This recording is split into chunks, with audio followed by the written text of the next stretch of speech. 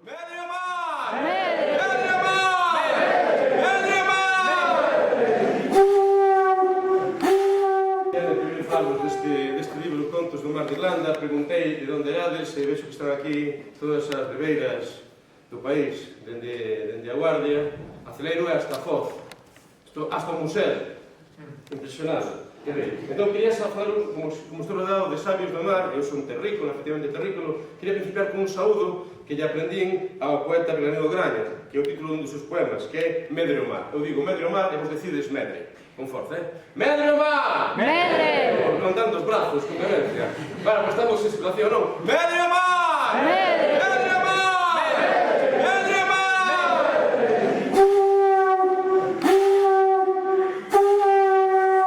E o mar medrou con esta corna que Malpica lle chaman Garlobo. Quen é da que Malpica? Como lle chaman? Garlobo. Que ten moitos nomes do resto do país. Ben, preguntáronlle unha vez a Stephen Morling, que era un erudito noruegués que veu estudar as embarcacións tradicionais do país, coñeceu unha rapaza na Illa de Ons, e xa quedou para sempre, e dixo, vostede por que veu vivir a Galiza, un fin da terra, tan longe da súa terra, de Suecia? Por que veu vivir a Galiza tan longe de Suecia? Un fin da terra, dixo, un momentiño. Galiza non é un fin da terra, Galiza é un centro do mar. Esa é a clave. Ese é o cambio de perspectiva que vos dominades, pero que as terrícolas e os terrícolas non sabemos. Iso de que un mariñeiro, por tradición, un mariñeiro do Berbés, a mí non sabía onde quedaba Río Torto, porque todos sabían onde quedaba Capetón. Capetón, non sabedes, en galego do mar, Cape Town, en Sudáfrica. E todos sabían onde quedaba Antuérpio, que en galego do mar, Amberes. E todos sabían que pola parte de Terranova había unha tasquiña que chamaban o Rompecarallos, por motivos só. As augas do mar de Irlanda están chegas de nomes en galego. Esa é unha lección que eu tiña que ter recibido cando tiña 10 anos na clase e que ninguén me explicou. E teño 48. Paso por aí o 48 e aparecen os tres codillos, que é así o petouto dunha montaña submarina que lle chaman o Mar do Zapato, e máis arriba xa lle chaman o Mar do Carburo. Logo ven unha vaguada, a Canaleta, chea de peixe, e despois o propio monte do Gran Sol. O mar do Candil, o mar das Caliñas, a Ferradura, que son os mares da parte de dentro, da parte do cuberto, a menos de 200 brazos de profundidade, que traballaron os mariñeiros galegos desde os anos 20, cando saíron do Muro e do Berbés e de Bouzas, as primeiras parellas, os primeiros voos e as primeiras vacas cara a Gran Sol. Por fora das Illas Arán, hai un mar que lle chaman as míticas Illas Arán, a xente que ve de Irlanda, é o sitio máis bonito, máis remoto. Hai un mar que lle chaman a Cona da Vella. Se como non van ser augas galegas, se lle chaman a Cona da Vella. Temos dereitos terrícolas a saber todo isto.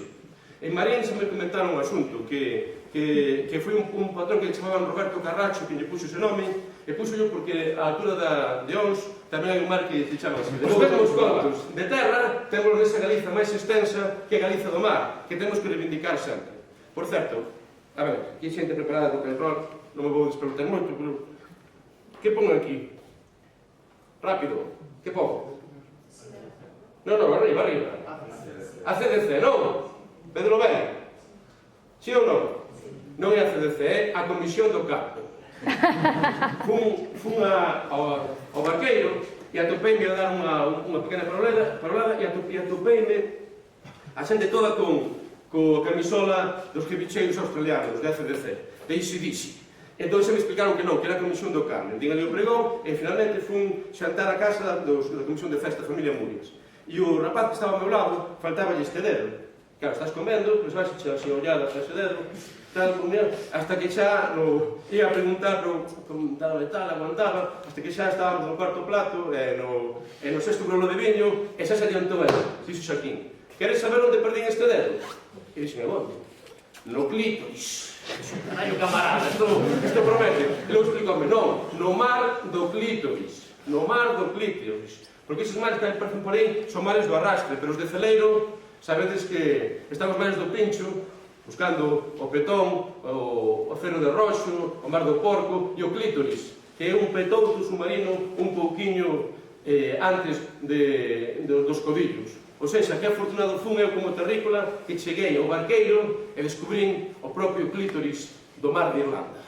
Como é o verbo? Medre mar! Medre! Medre! Medre mar! Medre! Medre mar!